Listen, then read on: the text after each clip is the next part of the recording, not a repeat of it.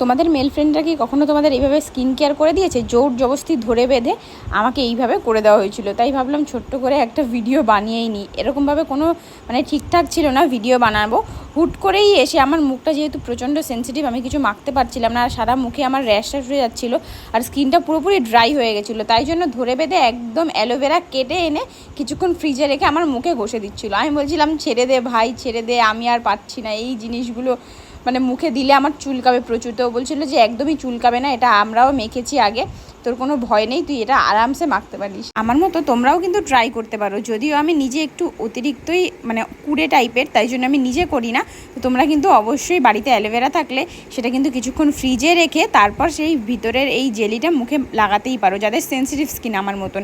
একদমই চুলকায়নি সত্যি কথা বলতে, কিন্তু কিছু কিছু অ্যালোভেরা আছে যেটা মুখে প্রচণ্ড পরিমাণে চুলকায়। দেখো আমার ঠোঁটের উপর দিয়ে দেওয়াতে আমি মুখটা পুরো বন্ধ করে রেখে দিয়েছিলাম, তারপর